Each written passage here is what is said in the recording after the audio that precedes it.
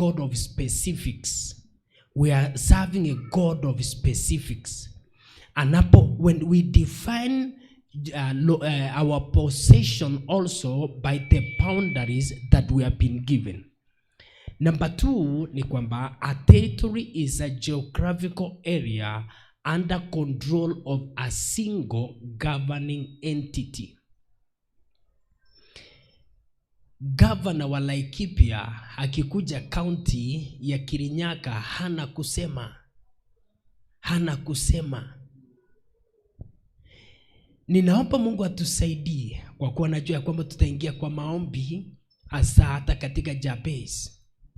Nataka nikuulize surely, angalia like the entire land of Israel wakati wa Elijah na Elisha, they were the governing authorities despite that they were kings. Mtu mmoja akamwambia mfalme, haitanyesha ila kwa maneno ya kinywa changu. What I'm saying is, you will know that the constitution of the land allows you to be the king, but I'm the controller, I'm the owner, I'm the commander, the spiritual commander. I give order, I give the course of things. I control everything, including you, the king. Hatukuitwa wafalme na makuhani kwa Mungu alafu tushindwe kutawala pamoja na Kristo Yesu. Ninaomba Mungu atusaidie sana ya kwamba as a ministry like this, nisikie vizuri, kanisa nyingi shida ni kwamba hawajaweza kuwa a governing authority katika that geographical area. You see, we are talking about a place yenye inakuwa governed by a single authority. Kiasi kwamba ukisema it shall not be, inakuwa hivyo because you are uko katika ile hali ya kutawala. Number 3, a territory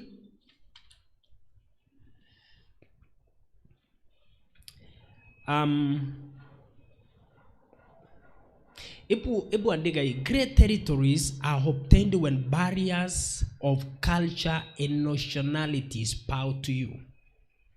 There is something about how can we create a bigger territory. We define greatness ya territories when barriers of cultures, barriers of nationalities. Yenye Biblia inasema hakuna upendeleo, hakuna Myahudi, hakuna Myunani, hakuna aliyetahiriwa, hakuna asiyetahiriwa, bali wote tumekuwa moja katika Kristo Yesu.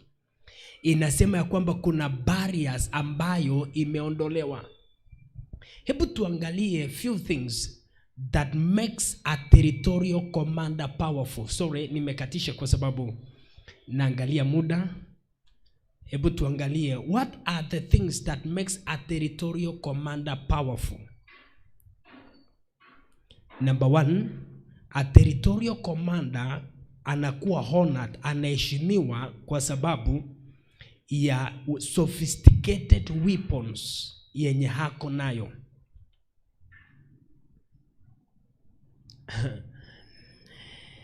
Tunapoongea kuhusu developed countries, tunaongea pia kuhusu missiles yenye wako nayo. Unapata ya kwamba there are weapons. Juzi unapata a country like Kenya, kuna haina ya punduki hatuna, kuna missiles hatuna, kuna haina ya magari yenye hatuna, yenye hata ikiangukia bomu haiwezi kafanya lolote, ni kama imemwakiwa maji. So a territorial commander anapimwa na weapons yenye hako nayo. Nisikie vizuri, territorial commanders ambao ni watu wenye wameokoka wanapimwa na missiles of revelations. Nasema hivi Bwana sifiwe. Hebu sema missiles of revelations. Yani ya kwamba how do you launch your attack? You can be here lakini unaongelesha Kerekoya, unaongelesha Karatina, unaambia kuna shida, unasema in the name of Jesus. Unasikia mtu anasema as the Lord live to myself. Hiyo inaongea kuhusu weapons yenye hako nayo. Mtu mmoja akaambiwa ya kwamba kuna watu wanakuja, na mtumishi wake akatetemeka sana, akamwambia Mungu ya kwamba saidia huyu mtu.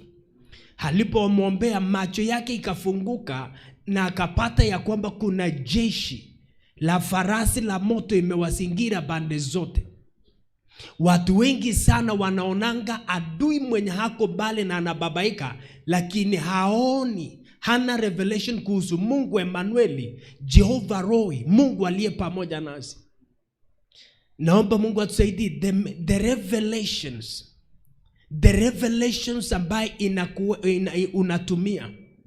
Jambo la pili, every territorial commander anapimwa na the size of the territory. The size of the territory he commands. I remember wakati wa Idi Amin aliweza kuleta tisho sana katika taifa la Kenya aliposema ya kwamba nataka nipanue territory yangu kutoka Uganda mpaka Naivasha. Kuna wakati katika mipaka yetu ya Kenya na Somali kulikuwa na shida sana, because kuna part of the Somalis walitaka, the Somali government walitaka waende Somali. That's why we have Somalis in Somali and Somali in Kenya. Unapata ya kwamba the size of the territory. Ninajua watu wengi ukiuliza una exercise authority yako wapi, wengine hata hawajaanza, wameshindwa hata na maisha yao. Wameshindwa na self governance, because that is where we begin. Wengine wameshindwa katika family, wameshindwa kufanya kitu inaitwa family governance. Na ukishindwa katika hali hizo, unapata ya kwamba you cannot exercise authority even in a county, in a city, in a village. Mungu atusaidie. We are going to pray God to give us the baptism of responsibility from our personal lives to the people outside for the glory of God. Number 3, a territorial commander anaheshimiwa kwa sababu ya the resources under him. The resources. Resources are the strength, the voice and the influence in every territory. Narudia, resources are the strength, the voice and the influencer in every territory. They raise dominion. They fortify a territory. And they raise the standard. I want to say Kenya hii kuna governors wengi sana. We have 47 governors. Lakini hata wenyewe kwa wenyewe ukisikia governor, kuna some counties katika Kenya hii hata wachukui revenue ya car parking.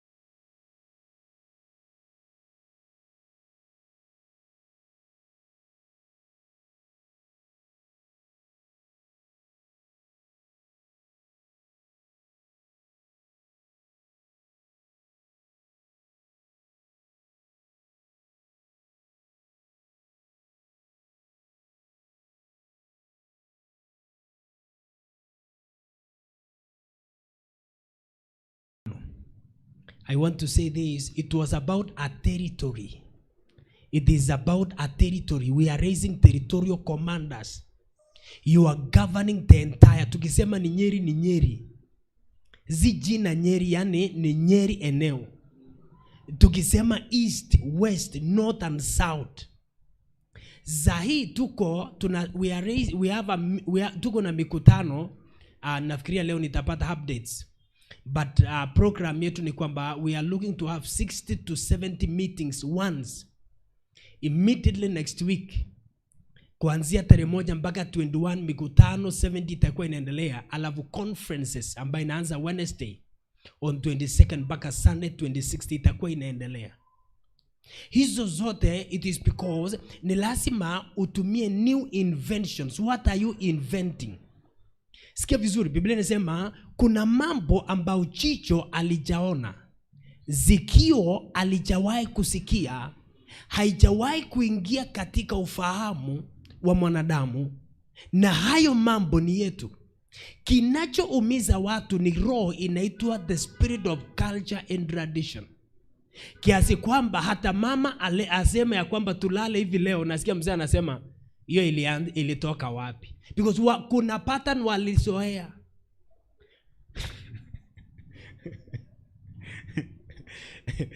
Let me say this, you are not stronger if your level of revelation is very low. Ni lazima every day una acquire new things. Ni lazima every day you are winning a new strategy. Biblia inasema sing unto the Lord a new song. Let me say this. Kuna kitabu nimeandika kuhusu where are answers found. Jawabu zinapatikania wapi? Kwa sababu gharama kubwa watu wanalipa ni kutafuta solution. Siku moja kuna mtu alikonjeka katika mji wetu wa Eldoret.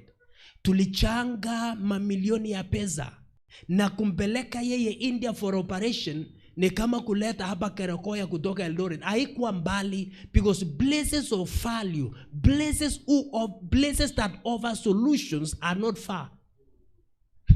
Nimewahi kuona watu wana fly mpaka Nigeria. Ukisikia mtu anasema ya kwamba tutaonana na wewe, kwa sababu anaamini suluhisho yake ni ya mchawi mwenye hako mahali fulani. Zayo hana shida kusafiri kuunganisha magari because places of value, places that give solutions are not far. Let me say this, ya kwamba the Queen of Sheba hakuna vile haliona ya kwamba kuenda kuonana na Solomon ilikuwa mbali. Ukisoma katika 1 Kings chapter 4, Biblia inasema all kings of the entire earth, dunia nzima walikuwa wanatafuta mtu mmoja ya value. Naambianga watu usiongeze manguo kama auongezi the value system ya maisha yako. Ukitaka ujue uko na value ni kwamba how many people are seeking answers from you. And that's why nimeandika kitabu kuhusu where are answers found. Where are answers found? Na answers inapatikana katika sehemu nyingi, lakini ni 12 places where answers are found. Sina Mungu atusaidia. If God has given us a territory, nisikie vizuri. If God has given us this territory, for us to be strong, hata watu wenye mnatufollow kwa social media, we are in Nyeri. Amen. And most of the illustrations ni hapa Nyeri. Munisikia sasa watu wa Nyeri, nimerudi kwenu. How can you be strong here in Nyeri? Nataka tupitie vita 15 that you are not supposed to fight siku zote huko Nyeri. If you want to be a territorial commander here in Nyeri. Na kama unanipata bila vitina, bila shida yote, sema hallelujah. Tuko na watu wazuri kwa nyumba. Number 1, usiwahi kupikana na Mungu. Don't fight God in your territory.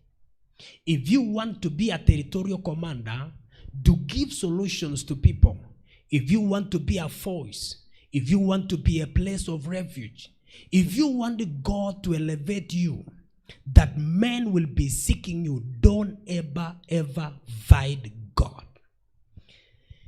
3 things. Number 1, anytime you don't give God full surrender of your life, hapo ndio vita inaanza. Watu wanapikana na Mungu wakati hawajampa Mungu 100% of themselves, halafu wa remain wakiwa 0%. Paulo anasema mambo yote ambayo yalikuwa ya faida kwangu nilihesabu kuwa bure, so that I can gain the excellency of the wisdom of Christ. Siku moja kuna wanafunzi wa Yesu Kristo walipokuwa wanaendelea na injili, wakafika mahali mtu mmoja anaitwa Gamaliel akasema, msipikane na wao, mnaweza kuwa napikana na Mungu bila kujua. Watu wengi wanapikana na Mungu bila kujua. Watu wengi sana, they miss to be strong because they are disobedient to God. Anytime you are not obedient to God and to his laws, what you are doing ni kwamba you are weakening yourself in your territory, from your personal territory, from your personal life, because you are supposed to do covenants from your personal life. Unapata ya kwamba kuna vitu tu inakushinda. Unapata ya kwamba vitu inakushinda. Uko na maono yenye haijawahi kuona the light of the day. You are so great inside, lakini wewe ni bure nje. Sina Mungu atusaidie. Inua mkono wako juu, sema, Baba, kwa jina la Yesu, nisamee kila mahali benye nimekukosea. Kuanzia sasa na kuendelea, nisaidie kwa jina la Yesu. Wacha nikuoneshe watu watatu ambao walipoteza territories kubwa kubwa baada ya kukosana na Mungu. Number 1 ni Ahab, King Ahab. King Ahab alipoteza territory alipokataa kusikia jenye Mikaia ananena. Mikaia was the mouth of God. He was giving the counsel of God.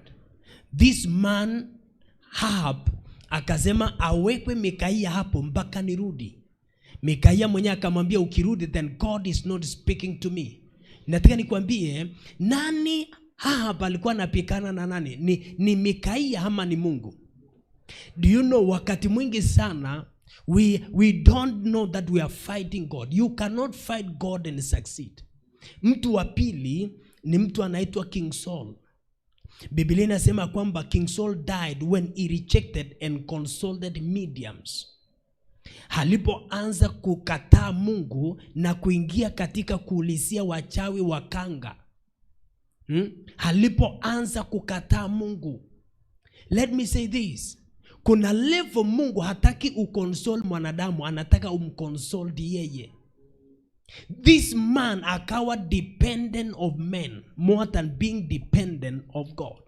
He lost their territory. Mwingine ni Asa. Biblia inasema hata wakati Asa alipokonjeka, hakutafuta Mungu, alitafuta physicians only. Be a reader of the word of God.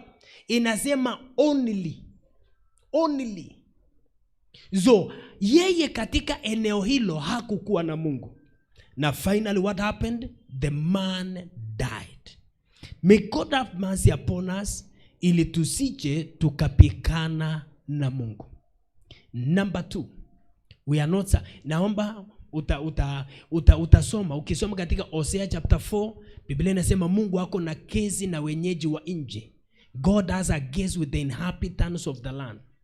Why a case? Because already watu wameviolate sheria za Mungu. Number 2 ni kwamba sini Mungu atusaidie sana. Let me say this, hata kwa hii territory naomba Mungu atusaidie. I'm going to make a prayer ya kwamba if God will allow me to be here next time, hatutakuwa hivi. Tutakutana in the new glory. Kwanza number 1 surprise ni kwamba hamutanijua because I will be in another glory. Na mimi hata nitashangaa tena. Lakini kwa sababu tunatembea pamoja tutajuana. Amen. Nisikie vizuri. Biblia inasema if God is for us. You see, watu wengi sana kwa nini watu wanaenda crusade, watu wanahubiri, watu wanakemea mapepo, lakini already hawaja secure the first place. Hawaja secure God in their part.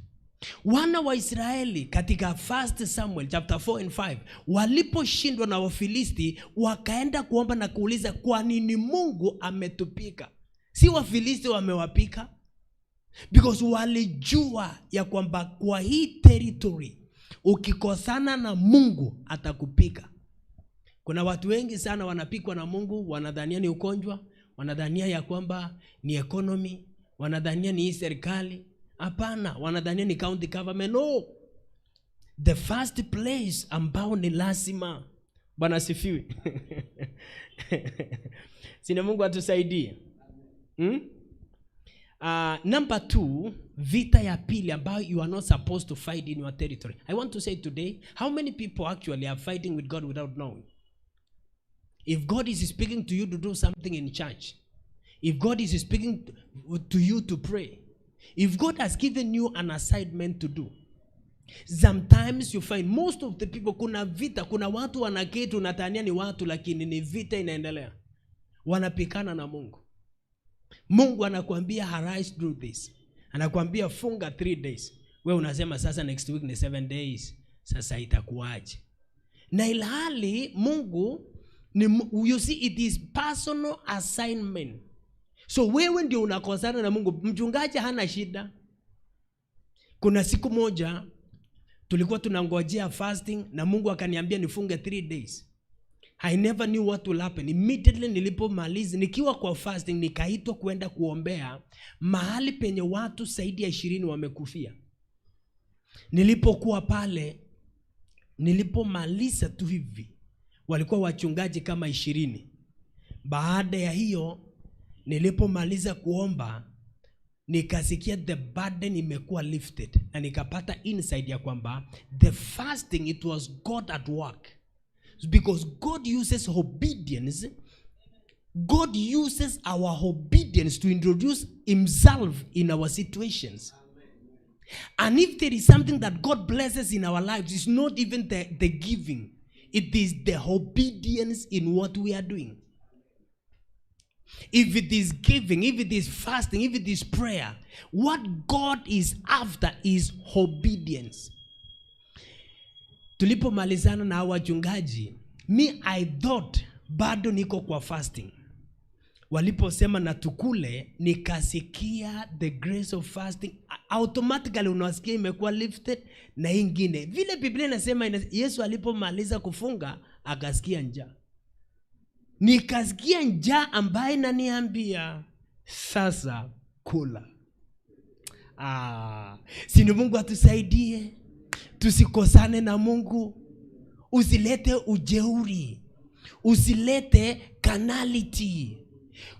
Kuna wisdom ya Mungu inaitwa epignosis. Inaitwa the exact knowledge of God.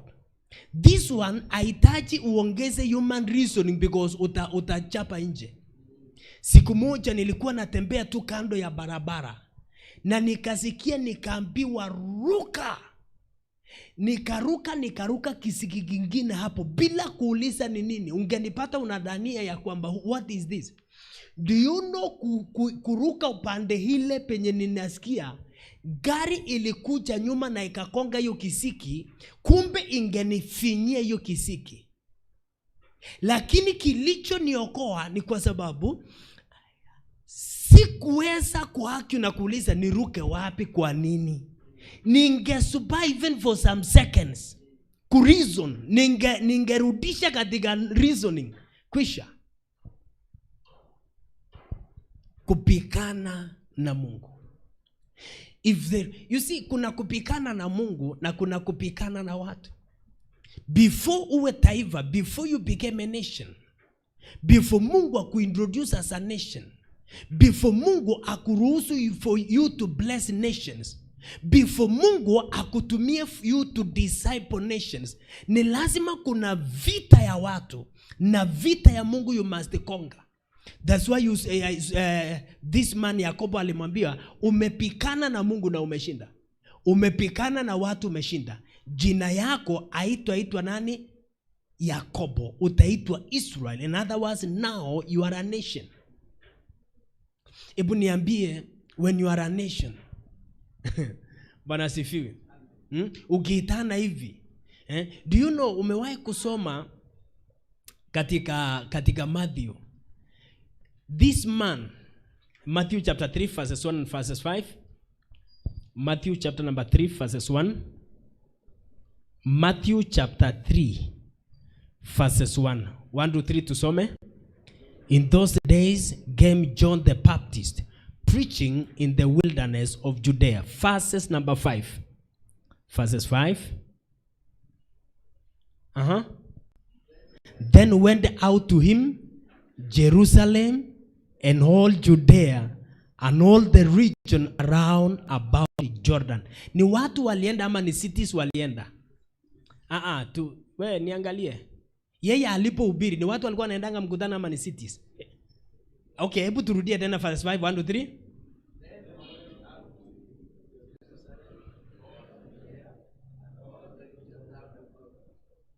Sasa this man was a territorial commander. Akisema wangapi wanataka kuokoka ni cities inaokoka, si watu. Zidi Mungu atusaidie jamani. Each one of us, God has given us a seed of greatness. But now to access that greatness, it needs a revelation. And the first revelation ni kwamba isifike mahali penye mnakosana na Mungu. Romans chapter 12 verses 3.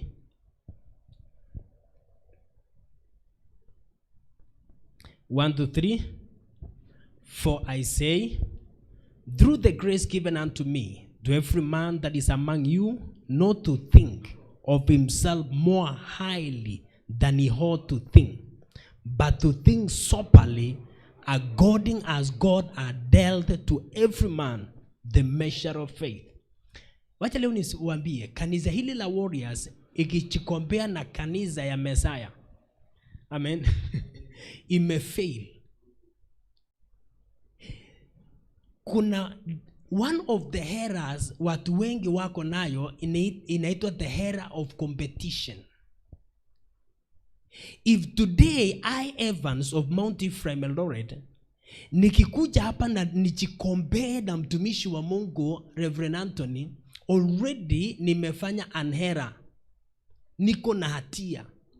I'm not supposed to compete, neither to compare with a man, but to compare myself with the assignment given, the measure of faith. Amen. Sini Mungu atusaidie ili tusije tukafika mahali pa kushindana na Mungu. Wakati Mungu aliponiita, nilitaka niwe daktari. Na ilikuwa ni my dream kwa sababu nilipokuwa mdogo sana, kuna ugonjwa nilikonjeka na nikapelekwa hospitali moja inaitwa Tambach. Na daktari mwenye alikuwa hapo, hizo ndio wakati ambayo mtu alikuwa ni lazima atoe nguo zingine ndio hadungwe shindano. Na okay, naona pastor anacheka, anasema endelea point ya pili kwa sababu ya muda. Point number 2.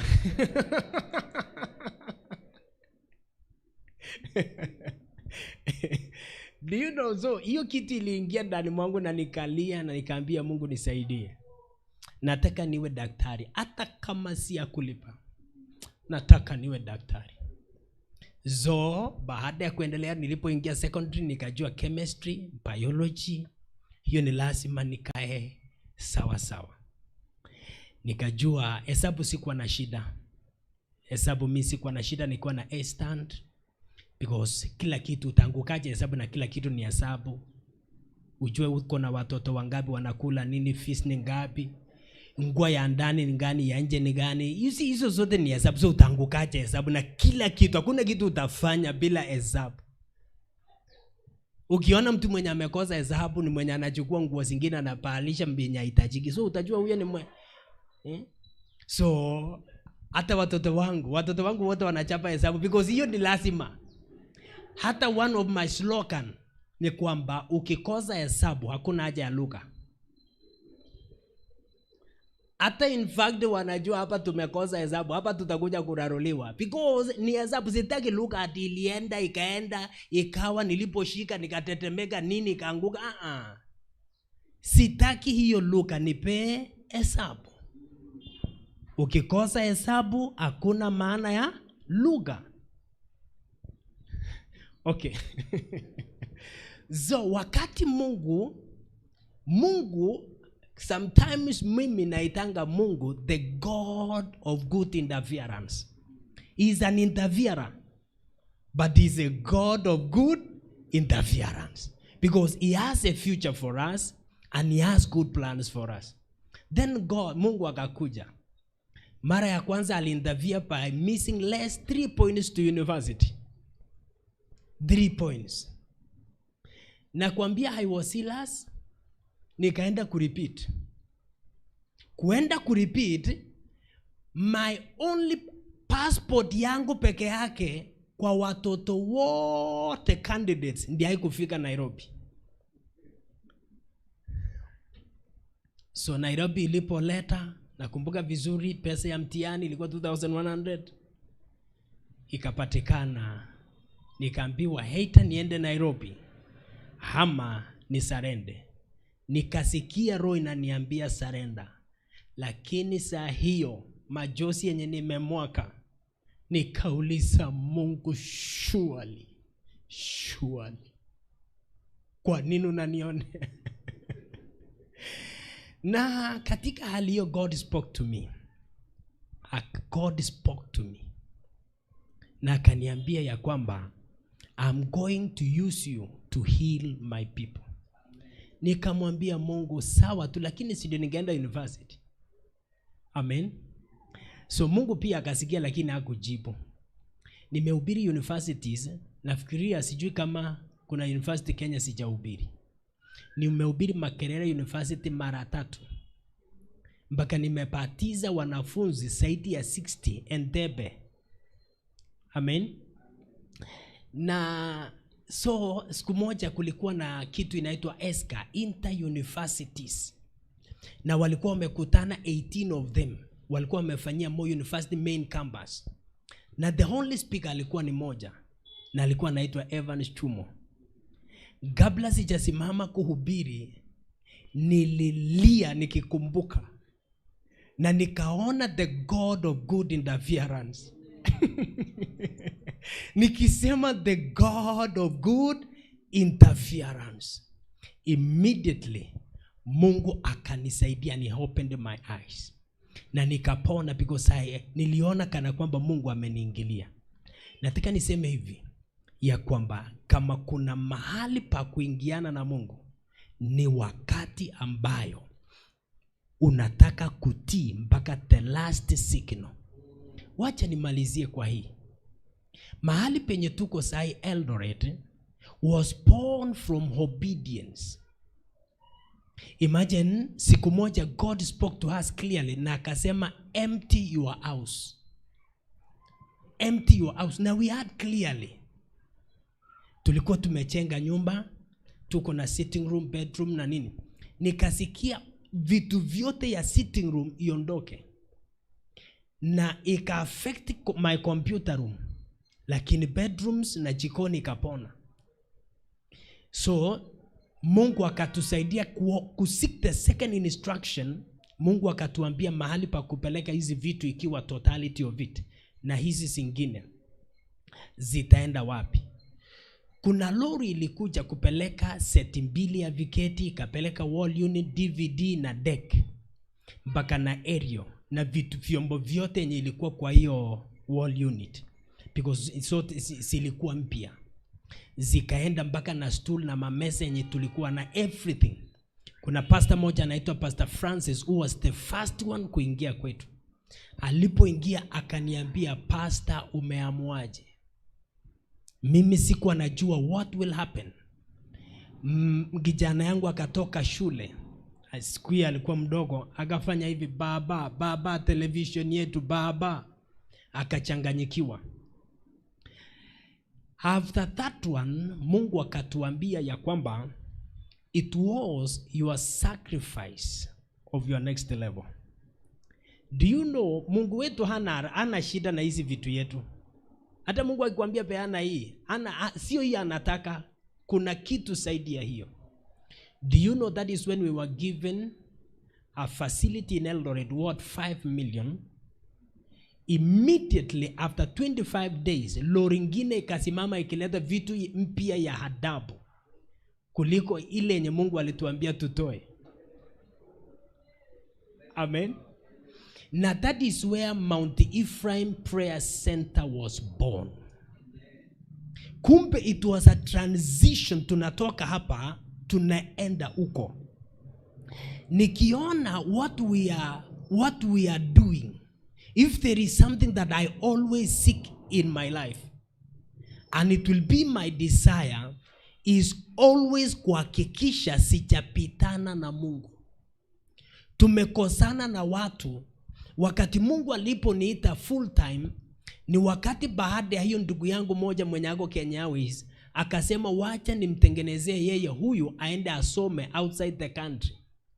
Wakati sasa deal imekuwa tayari, Mungu akaniambia hautaenda, nataka uwe pastor. It was baba yangu, tulikosana na watu wote nyumbani mpaka baba yangu akasema nilisomesha huyu bure. Watu wengi sana, lakini kitu moja ambao nilifanya ni kushikilia upande wa Mungu. Naomba Mungu akusaidie. Naomba Mungu akushindanie. Ya kwamba tusije tukalonji vita kwa territory yetu yenye ina affect Mungu. Our territories will be safe. Nataka nimalizie hii testimony maana naona vile pastor ananiangalia. Bwana asifiwe. Nilipotaka kuoa ningeoa 1998-99 hapo. Na Mungu akawa amenisaidia. Nilikuwa namcha Mungu, lakini sikuwa nimeingia sana katika mambo ya rohoni. Na nilikuwa kwa kanisa ngine ambayo unapuku mtu na umwambia tuombe na wewe, tuone kama Mungu atatujibu. Na mimi katika tasamio la moyo wangu nikaangalia, nikapata wasichana 3.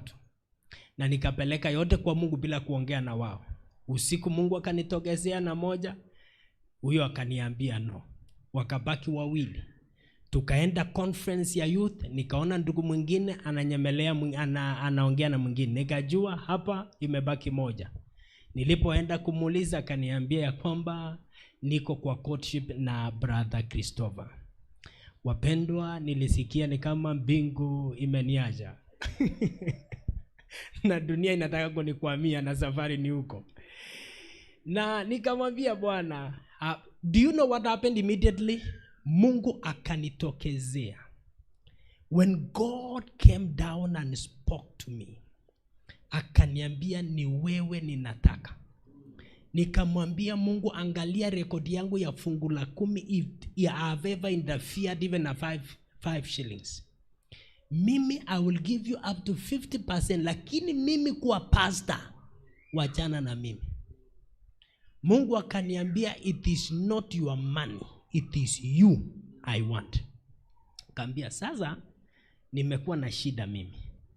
Shida yenye nimekuwa nayo ni kwamba now because you have a good plan for me and I feel that this what you are talking to me I cannot accomplish. Nisaidie. I'm making a covenant on this encounter ya kwamba everything about marriage I will postpone for the next 7 years. I will serve you wholeheartedly as a young man for 7 years. And after 7 years, utaamua mwenye nitaoa. Bwana asifiwe. Do you know after 7 years ilipoisha,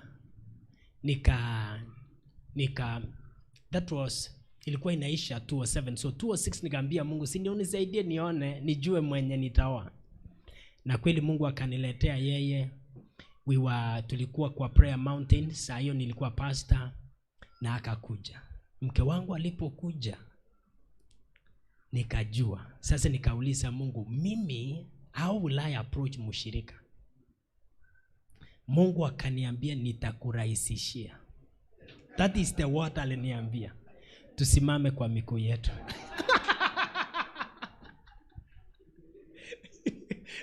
Yaani pastor amefurahi mpaka aone akishika microphone. Tupigie makofi anapokuja kwa jina la Yesu.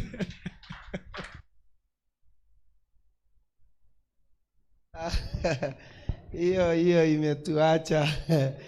Bless the Lord. Amen. Blessed be the name of the Lord.